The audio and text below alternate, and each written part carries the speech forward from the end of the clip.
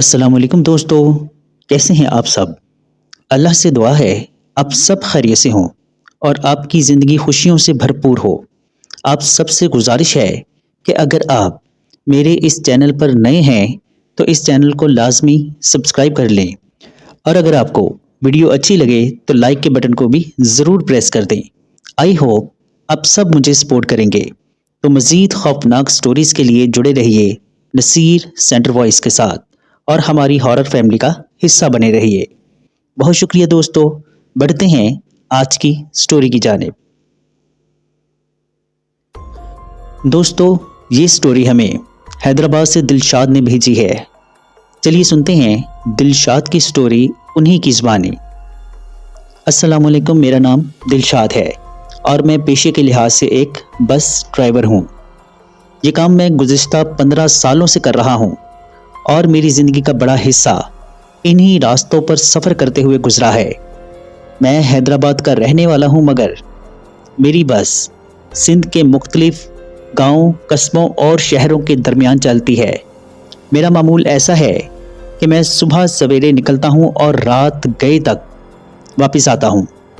मेरी ज़िंदगी का हर दिन एक ही दायरे में घूमता है। सड़क, मुसाफिर और गाड़ी की खिड़की से गुजरते हुए मनासिर।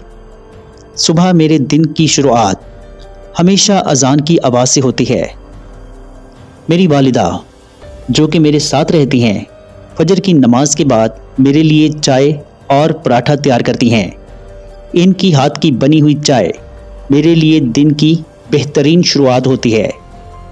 मेरे वालिद अल्लाह को प्यारे हो चुके हैं और सब बहन भाई अपने अपने घरों में मसरूफ़ हैं।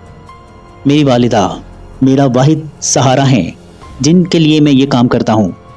बस की सफाई, इंजन की जांच पड़ताल और गाड़ी को हर तरह से तैयार रखना मेरे रोज़मर्रा के मामूलात का हिस्सा है।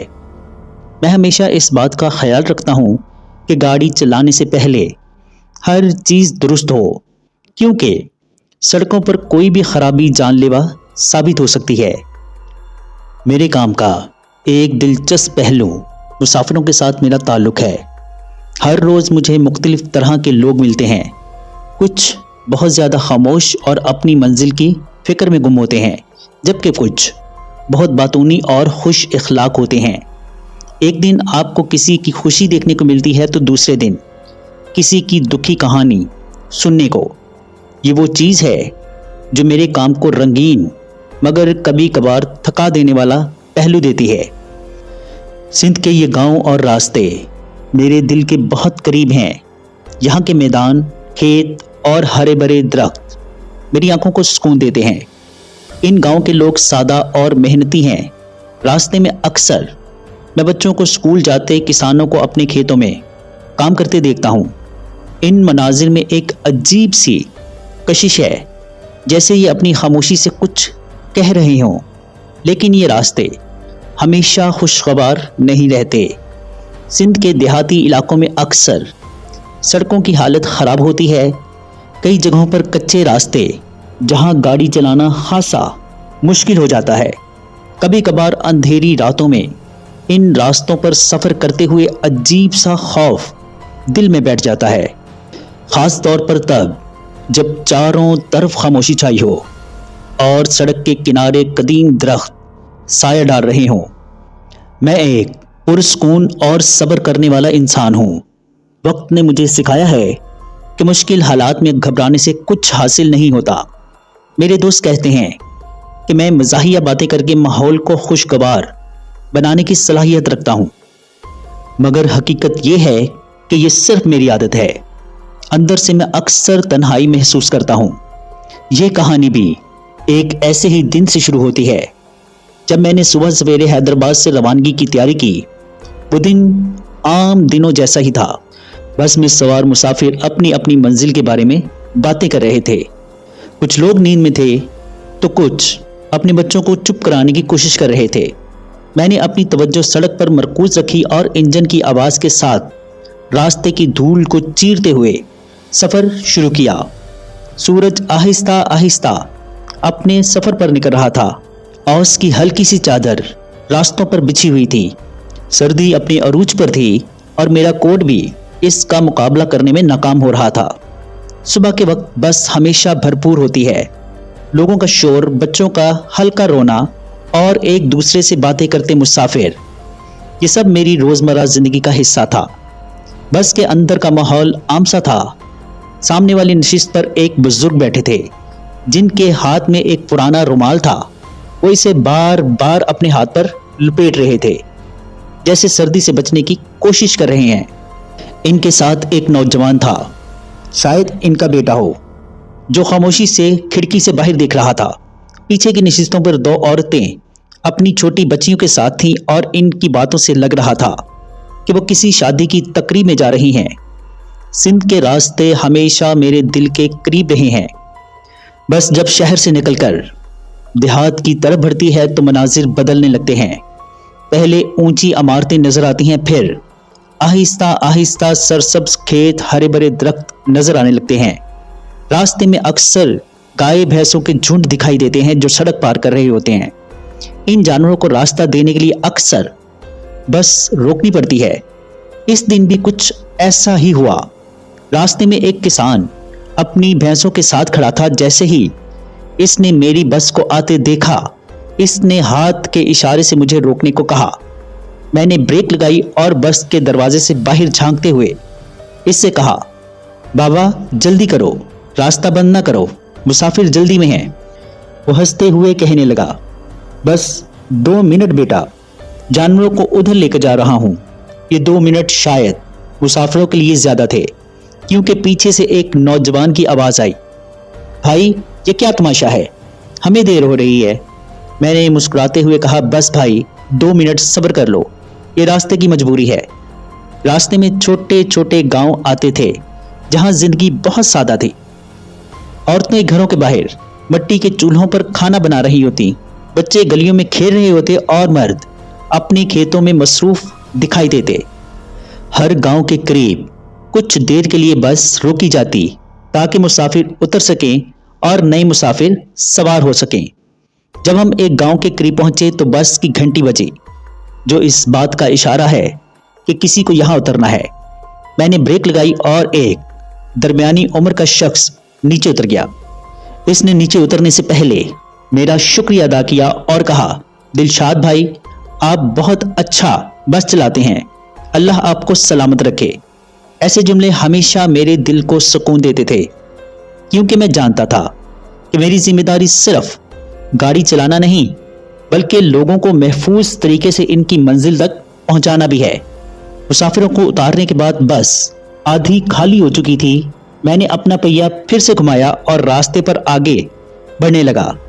سورج اب ڈھلنے لگا تھا اور شام کی سنہری روشنی دھیرے دھیرے راستوں پر پھیل رہی تھی۔ شام کا وقت ہمیشہ میرے لیے دلچسپ ہوتا تھا۔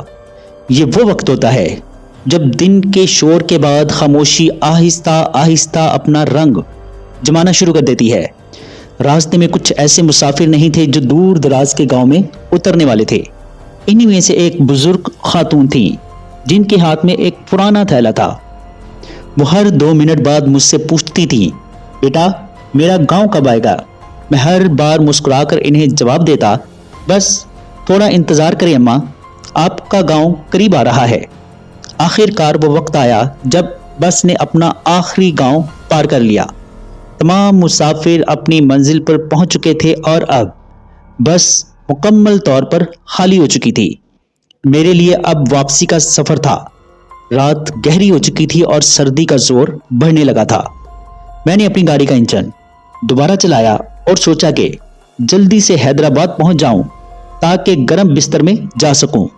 لیکن زندگی کبھی بھی اتنی آسان نہیں ہوتی جتنی ہم سوچتے ہیں۔ رات کا وقت تھا اور سردی نے اپنا جادو بکھیرنا شروع کر دیا۔ آسمان پر بادل چھائے ہوئے تھے اور ہوا میں خنکی بڑھ رہی تھی۔ تمام مسافروں کو ان کی منزل پر چھوڑنے کے بعد اب میں بالکل اکیلا تھا۔ بس میں خاموشی چھائی ہوئی تھی اور اس خاموشی میں صرف انجن کی ہلکی آواز سنائی دے رہی تھی۔ میرے ساتھ ہمیشہ ایسا ہوتا ہے کہ جب میں واپسی کا سفر کرتا ہوں تو ایک عجیب سی اداسی دل پر چھا جاتی ہے۔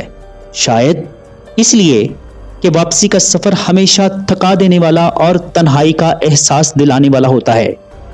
میں نے گاڑی کا دروازہ بند کیا، ایک لمبی سانس لی اور خود سے کہا، چلو دلشاد، حیدرآباد واپس پہنچنا ہے، زیادہ دیر رکنا نہیں ورنہ سردی بڑھ جائے گی۔ دیہاتی راستے رات کے وقت ہمیشہ مختلف محسوس ہوتے ہیں۔ دن کی روشنی میں تو یہی راستے زندگی سے بھرپور لگتے ہیں، مگر رات کی تاریکی میں یہ کسی پر اسرار دنیا کا حصہ معلوم ہوتے ہیں۔ ہر طرف خاموشی تھی، صرف کبھی کبھار ہوا کے چلنے سے درختوں کی سرسراہٹ سنائی دیتی تھی۔ سڑک کے دونوں اطراف اونچے اونچے درخت تھے جن کے سائے سڑک پر عجیب سی شکلیں بنا رہے تھے۔ مجھے ہمیشہ رات کے وقت ان راستوں پر ڈر سا محسوس ہوتا تھا، لیکن میں اسے اپنے دل میں دبا دیتا۔ میں نے اپنی پوری توجہ سڑک پر رکھی اور گاڑی کی رفتار تیز کر دی تاکہ جلد از جلد شہر کی روشنیوں تک پہنچ جاؤں۔ میں شاید 1 گھنٹے سے مسلسل گاڑی چلا رہا تھا کہ اچانک انجن کی آواز بدلنے لگی۔ پہلے تو مجھے لگا یہ کوئی معمولی سا مسئلہ ہوگا، لیکن جیسے ہی میں نے رفتار بڑھانے کی کوشش کی، انجن کو ایک جھٹکا لگا اور بس رک گئی۔ انجن بند ہو گیا اور بس سڑک کے بیچوں بیچ خاموش کھڑی ہو گئی۔ میں نے گھبرا کر اسٹیئرنگ پر ہاتھ مارا اور خود سے کہا، یہ کیا مصیبت ہے؟ اتنی سردی میں یہ گاڑی بھی اب جواب دے رہی ہے۔ میں نے گاڑی کی چابی گھمائی مگر انجن نے کوئی جواب نہ دیا۔ باہر کی سردی اور ہوا کی شدت نے میری پریشانی کو مزید بڑھا دیا تھا۔ میں نے سوچا کہ شاید کوئی معمولی سا مسئلہ ہو جو میں خود ٹھیک کر سکوں۔ میں بس سے نیچے اترا اور انجن کا معائنہ کرنے لگا۔ ٹارچ کی روشنی میں میں نے ہر جگہ دیکھا مگر کوئی خاص مسئلہ نظر نہیں آیا۔ انجن کے کچھ تار ڈھیلے ہو چکے تھے جنہیں میں نے ٹھیک کرنے کی کوشش کی لیکن کامیابی نہ ملی۔ اب سردی بڑھنے لگی تھی اور میں کانپنے لگا تھا۔ میں نے ایک بار پھر انجن سٹارٹ کرنے کی کوشش کی مگر ہر بار کی طرح وہی ناکامی۔ میرے دل میں ایک عجیب سا خوف آنے لگا۔ رات کے اندھیرے میں یہ سنسان راستہ اور گاڑی کی خاموشی میرے لیے ایک عجیب سا منظر بنا رہے تھے۔ بس کے اندر واپس آ کر میں نے خود کو پرسکون کرنے کی کوشش کی مگر بس کے اندر کی خاموشی اب مجھے خوفناک لگنے لگی تھی۔ مجھے ہر طرف عجیب سی سرسراہٹ محسوس ہو رہی تھی، جیسے کوئی میرے آس پاس موجود ہو۔ میں نے اپنے آپ کو سمجھایا، دلشاد، یہ سب تمہارا وہم ہے، کچھ نہیں ہوگا۔ مگر دل کی دھڑکن مسلسل تیز ہو رہی تھی۔ جب میں نے باہر دیکھا تو دور ایک عمارت کی جھلک نظر آئی۔ دھند کی وجہ سے وہ عمارت دھندلی دکھائی دے رہی تھی مگر مجھے لگا جیسے یہ کوئی پرانا سکول ہے۔ میں نے سوچا کہ چلو وہاں جا کر کچھ وقت گزاروں، کیونکہ بس کے اندر سردی اب برداشت سے باہر ہو رہی تھی۔ میں نے اپنے آپ سے کہا، چلو دلشاد، وہاں چل کر دیکھتے ہیں، شاید کوئی مدد مل جائے۔ بس کے انجن کی مسلسل ناکامی کے بعد میں نے اپنا موٹا کوٹ پہنا، سر پر ٹوپی رکھی اور ٹارچ ہاتھ میں لے کر باہر نکل آیا۔ سردی کی شدت بڑھتی جا رہی تھی۔ میرے سانسوں سے نکلنے والی بھاپ ہوا میں غائب ہو رہی تھی۔ سڑک پر ہر طرف تاریکی تھی اور وہ پرانا سکول دور دھند میں ہلکا سا نظر آ رہا تھا۔ میں دھیرے دھیرے سکول کی طرف بڑھنے لگا، جبکہ قدموں کے نیچے سڑک پر کنکر اور مٹی کی آواز پیدا ہو رہی تھی۔ ہر طرف خاموشی تھی، صرف ہوا کی سرسراہٹ تھی اور میرے قدموں کی آہٹ سنائی دے رہی تھی۔ مجھے ایسا محسوس ہو رہا تھا کہ جیسے کوئی میری طرف دیکھ رہا ہو، مگر میں نے اپنے دل کو سنبھالا اور آگے بڑھتا رہا۔ جب میں اسکول کے قریب پہنچا تو مجھے اندازہ ہوا کہ یہ کافی پرانا تھا۔ دروازے کے اوپر لکڑی کی تختی لگی ہوئی تھی جس پر نیم مٹے ہوئے حروف میں گورنمنٹ پرائمری اسکول لکھا ہوا تھا۔ دیواروں پر جگہ جگہ پلستر اکھڑ چکا تھا اور دروازے کی زنجیر ہوا کے ساتھ ہلکی ہلکی آواز نکال رہی تھی۔ اسکول کی عمارت 2 منزلہ تھی اور کھڑکیوں کے شیشے ٹوٹے ہوئے تھے۔ یوں لگ رہا تھا جیسے یہ اسکول کئی دہائیوں سے بند ہو۔ دروازہ ہلکا سا کھلا ہوا تھا اور میں نے ہمت کرتے ہوئے اندر قدم رکھا۔ اندر داخل ہوتے ہی ایک عجیب سی بو نے میرا استقبال کیا، جیسے کسی بہت پرانی عمارت سے آتی ہے۔ فرش پر مٹی کی موٹی تہ جمی ہوئی تھی اور چھت سے مکڑی کے جالے لٹک رہے تھے۔ میں نے اپنی ٹارچ روشن کی اور اندرونی حصہ دیکھنے لگا۔ میں نے سوچا کہ شاید स्कूल के किसी कमरे में जाकर थोड़ी देर आराम करूं, मगर जैसे ही मैं एक कमरे के करीब पहुंचा, मुझे ऐसे लगा जैसे अंदर से किसी ने हल्की सी सरगोशी की हो। मैंने फौरन रुककर इधर उधर देखा, मगर कुछ भी नजर न आया। मैंने खुद को समझाया, ये सब तुम्हारा वहम है दिलशाद, ऐसी जगहों पर हमेशा ऐसा ही लगता है। मैंने इस ख्याल को झटक कर कमरे में कदम रखा। कमरा खाली था, सिर्फ एक टूटी हुई मेज और चंद पुरानी कुर्सियां पड़ी थीं। मैंने एक कुर्सी उठाकर एक तरफ रखी और इस पर बैठ गया, लेकिन जैसे ही मैं बैठा, मुझे पीछे से किसी के कदमों की आहट सुनाई दी। मैंने फौरन पीछे मुड़कर देखा, मगर वहां कोई भी ना था। मेरे हाथ से टार्च तकरीबन गिरते गिरते बची। दिल की धड़कन इतनी तेज हो चुकी थी कि मुझे अपने कानों में इसकी आवाज सुनाई दे रही थी कि अचानक छत से कुछ गिरने की आवाज आई, जैसे कोई भारी चीज नीचे गिरी हो। मैंने हिम्मत करके ऊपर की तरफ देखा, मगर वहां अब भी कुछ न था। मैंने सोचा कि शायद कोई जानवर होगा, मगर जैसे ही मैंने अपनी नजरें नीचे की, एक पुराना झूला जो दीवार के साथ लगा हुआ था आहिस्ता आहिस्ता हिलने लगा। मेरी टांगें खौफ से कांपने लगी और मैंने फौरन उठकर बाहर जाने का फैसला किया। लेकिन जैसे ही मैं दरवाजे के करीब पहुंचा, दरवाजा जोर से बंद हो गया। मैंने पूरी ताकत लगाकर दरवाजा खोलने की कोशिश की, मगर वो जैसे किसी ने बाहर से बंद कर दिया हो। मैंने अपने पीछे किसी के कदमों की हल्की हल्की चाप महसूस की। मैंने हिम्मत करके पीछे देखा तो एक साया नजर आया जो आहिस्ता आहिस्ता कमरे के कोने से बाहर निकल रहा था। वो साया इंसान जैसा था, मगर इसका कद गैर मामूली तौर पर लंबा था और इसकी आंखें टार्च की रोशनी में सुर्ख चमक रही थीं। मैंने कांपते हाथों से टार्च इसकी तरफ की, मगर जैसे ही रोशनी इस पर पड़ी, वो साया एकदम से दीवार में गायब हो गया। मैंने कांपती हुई आवाज में कहा, कौन हो तुम? मगर जवाब सिर्फ खामोशी थी। अब मुझे ये यकीन हो चुका था कि ये जगह मामूली नहीं है। मैंने दीवार के साथ लगे हुए एक टूटे हुए लकड़ी के दरवाजे को धकेल कर वहां से बाहर निकलने की कोशिश की। जैसे ही मैं बाहर निकला, एक तेज हवा का झोंका मेरे चेहरे से टकराया और मुझे ऐसा महसूस हुआ जैसे किसी ने मेरा बाजू पकड़ने की कोशिश की हो। मैंने पागलों की तरह भागना शुरू कर दिया। ना ये सोचा कि कहां जा रहा हूं। मेरे जहन में सिर्फ एक ही बात थी, किसी भी तरह इस जगह से दूर निकलना है। मैं सड़क पर वापस पहुंचा और अपनी बस की तरफ भागते हुए आ गया। मैंने बस के अंदर जाकर दरवाजा बंद किया और फौरन इंजन स्टार्ट करने की कोशिश की। हैरत की बात यह थी कि इस बार इंजन फौरन चल गया। मैंने बगैर वक्त जाया किए गाड़ी की रफ्तार तेज कर दी और वहां से निकल गया। जब मैं रास्ते पर दूर निकल चुका तो पीछे मुड़कर देखा, स्कूल की इमारत अब धुंध में मुकम्मल तौर पर गायब हो चुकी थी, जैसे वहां कुछ था ही नहीं। इस रात के बाद मैंने कभी भी रात के वक्त इन रास्तों पर अकेला सफर करने की हिम्मत नहीं की। वो पुरअसरार स्कूल और इसमें मौजूद साया आज भी मेरी यादों में जिंदा है। जी दोस्तों, कैसी लगी आपको स्टोरी? कमेंट बॉक्स में अपनी राय का इजहार ज़रूर कीजिएगा।